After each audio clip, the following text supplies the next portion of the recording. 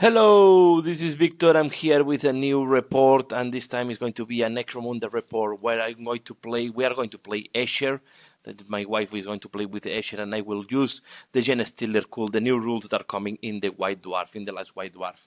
I'm going to test them. I think they look quite nice, and I decided to use the Genestealer cool because I have the painted miniatures, so I wanted to use paint miniatures for this battle to have a nice looking. So we are going to do it a little bit narrative, a little bit of different style. I hope you like it. Looking forward to know your feedback.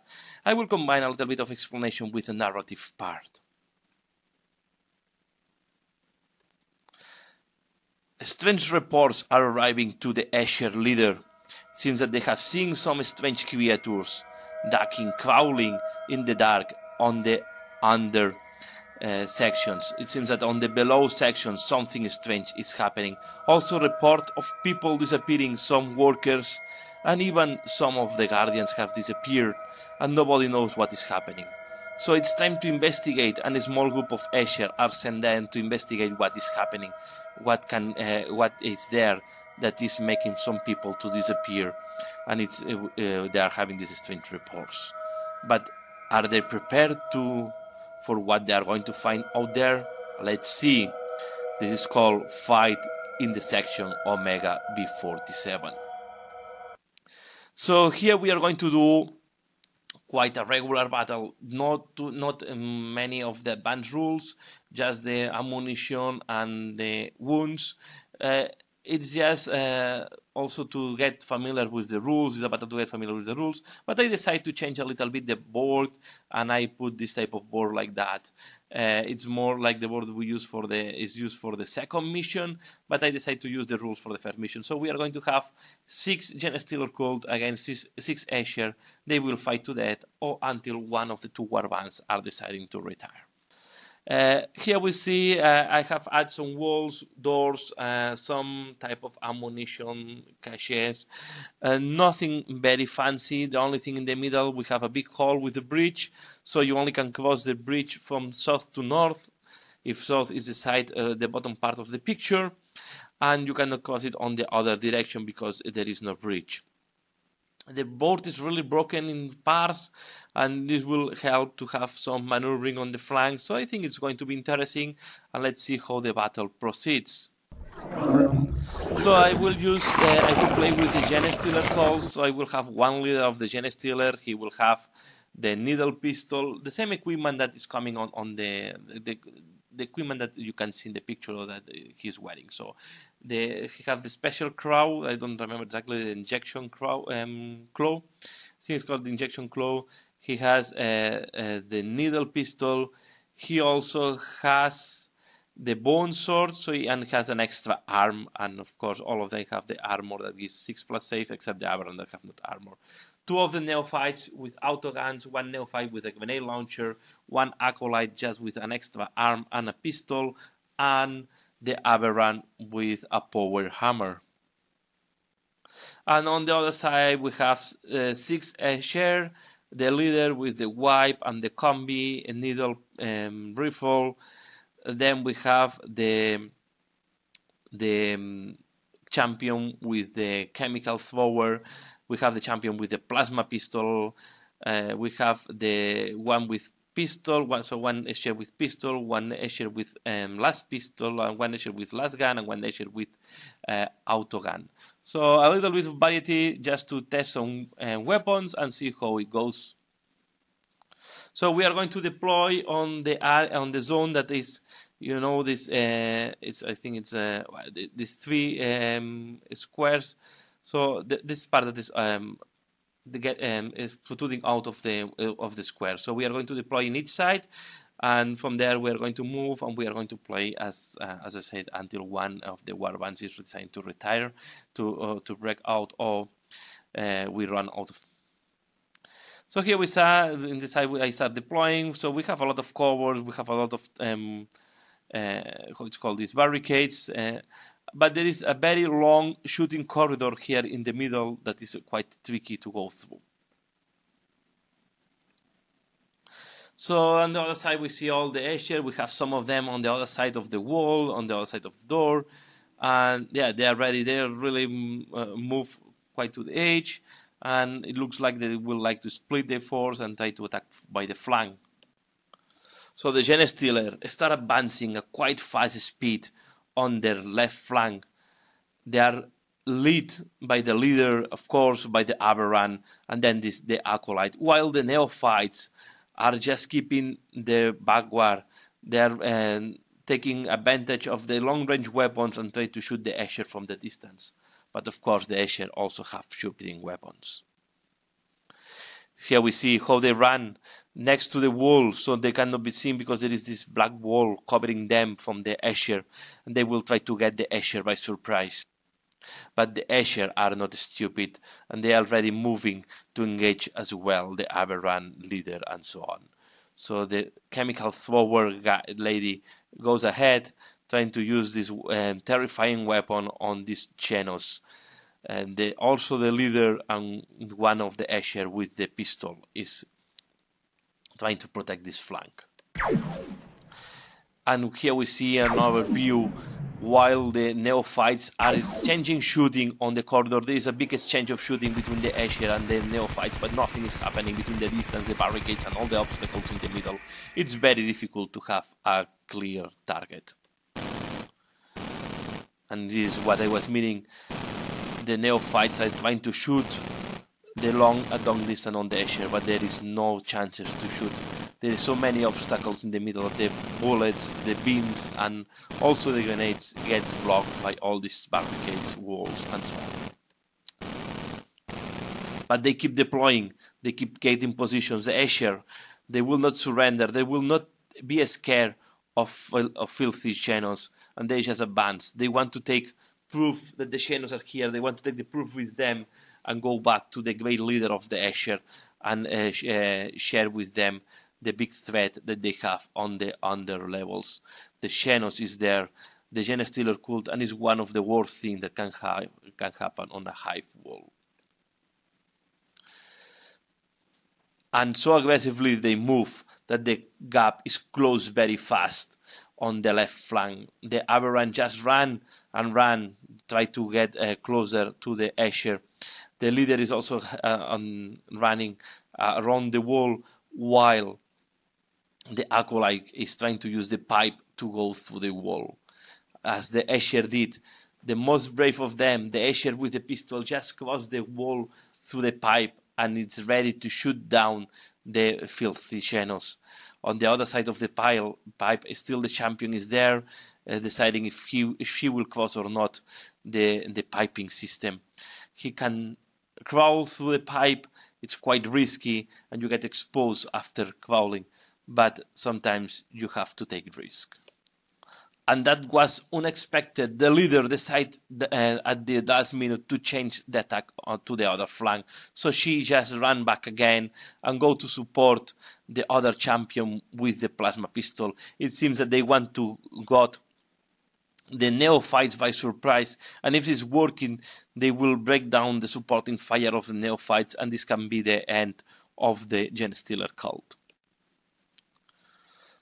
So the Neophytes are not very brave. They know that they can be not a good match for a Escher champion, but they will not run away.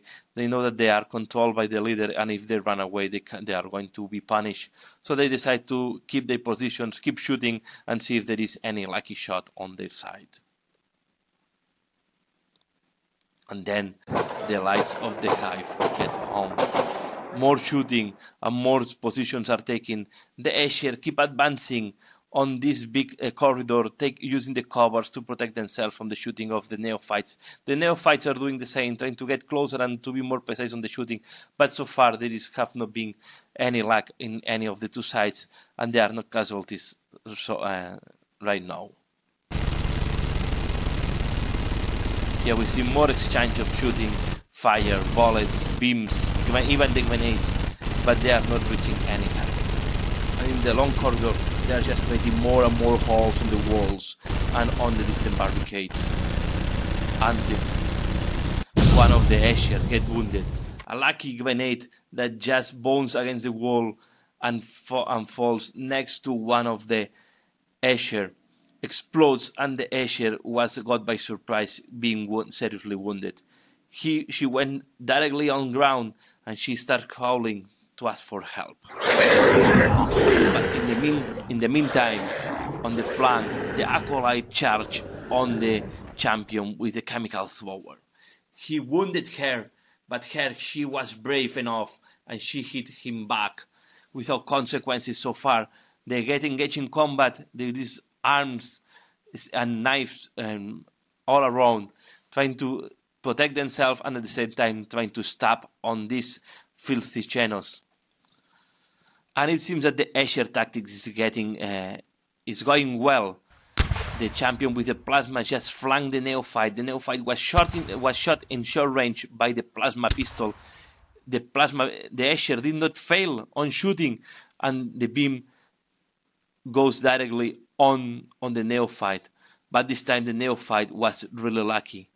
It seems that the beam was deflected by something and just arrived harmful to the chest of the neophyte. The neophyte went too wrong, but he was very lucky. A direct impact of a plasma gun and he was not get out of action. So this is really indeed very lucky. He's not even injured. He was just a little bit shaken, but he will be able to recover fast. But the other champion did not fail, and he stabbed with the stiletto directly on the head of the acolyte, putting the acolyte out of action, just giving the cup the glass. But the lucky and the happiness lasts very little. As soon as the Aberrant saw how the acolyte was put out of action, he just jumped over the barricade, ran with the hammer on top, and he hit a direct hit of the hammer on the champion. The champion was still recovering from the fight with the acolyte. He was not expecting so fast movement from the Aberrant, and she was put out of action with a direct impact with the power hammer. So now it looks like very bad the situation of the lonely Escher in front of the Aberrant. And it's not only the Aberrant, the leader is ready now to support the Aberrant with the needle pistol and try to get control of this flank. The pressure on the neophyte increases. They know that they have to stop this lady with the plasma pistol, and they decide to get out of line of sight from the plasma pistol lady. They just move next to the door, and the lady, she's not surrounding, so she decides to go through the pipe. But it seems that this was a mistake. As soon as he got out of the pipe, she was shot by the automatic guns of the neophytes. Some direct shots arrived to her, and she was on the ground wounded. She is not out of action, she is just wounded, and she will be able to fight again. But she will need the support of the leader that is just arriving right now on this flank. Since that the leader have lost too much time running from one flank to the other, but now maybe she's arriving just in time to support the champion and try to neutralize these neophytes. And the poor Escher, that she was alone in front of the Aberrant, just put a new clip on the pistol and shoot as much as she can on the Aberrant. The laser of the pistol was not enough to scratch any wound on the Aberrant, but at least it forced him to go to the ground, giving her a little bit of space to breathe and to think what to do next. She's not in a very good position. There is not escape from the position she is on his back. There is a big hole on the front. There is the Aberrant. Maybe she can try to cross the piping system, but it's not certain she will be able to do. So the only possibility she has is to keep shooting and wait that someone will arrive to help her on time. It's looking quite grim for this poor lady, but so far he has won some time, just forcing the Aberrant to go to the ground.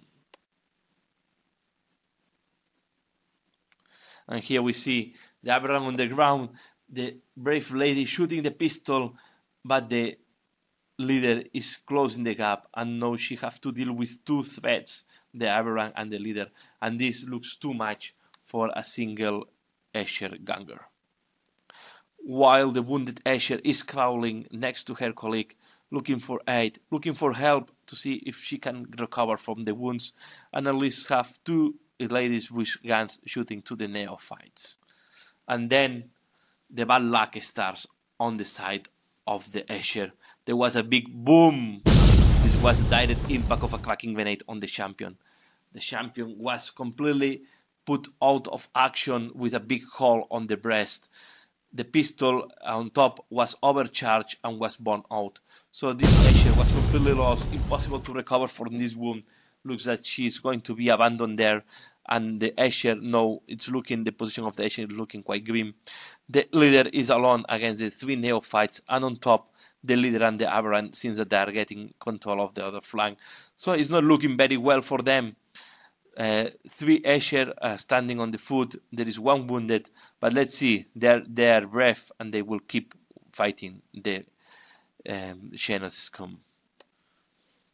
And here we have the lucky and happy neophyte that have put out of action the champion with direct impact. He is just thinking on the reward he will receive when they are back to the hive. Now the battle is in the highest moment of the climax, but looks like that the Escher are taking the worst part of this battle. But let's see, not everything is lost. The Escher keep pushing. They will try to see if they can at least kill some of these neophytes and start balancing the battle a little bit more. And it seems that some luck arrived to the Escher, and one the warrior that was wounded, she recovered from the wounds and she will be ready to fight and gives a little bit more of supporting fire. This is what they were needing. They were needing a little bit more of fire, try to neutralize these neophytes.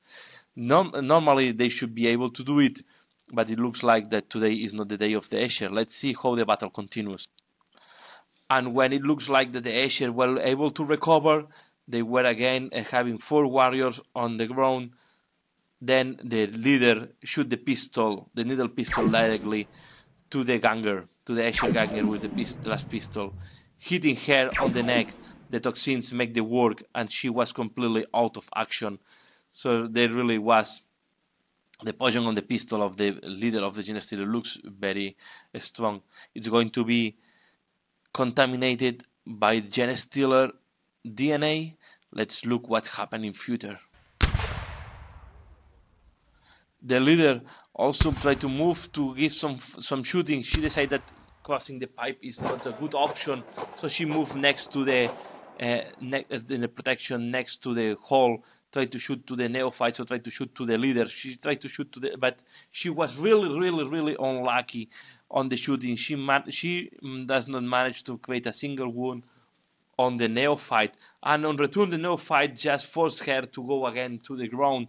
So she was not looking very happy and very lucky in this battle.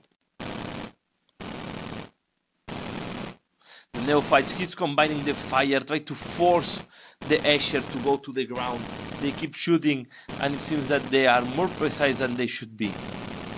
The Aberrant was shot down by the needle rifle of the leader of the Escher. He is now seriously wounded. He was very lucky. He did not manage to put him out of action. And now he's just crawling to ask for the help of the leader of the Genestealer.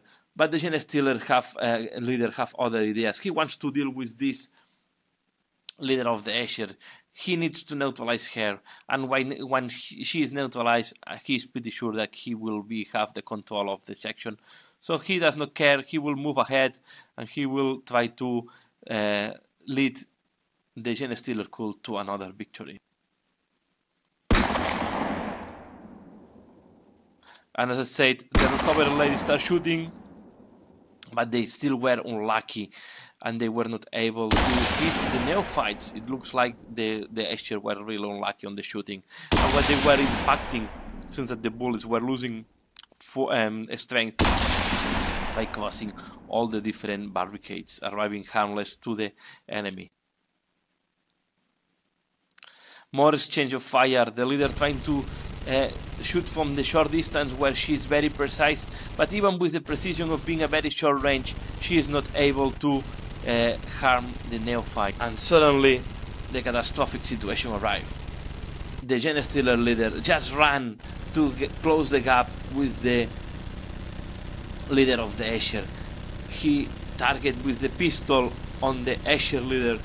The needle just impact again on the Escher, on the arm. Was not a direct impact on the neck or any of the parts that are really critical. He just impact the right arm of the Escher, and the toxin start working very, very, very fast. So she was completely neutralized, and she realized that the battle was lost. At that moment, she realized that the battle was completely lost.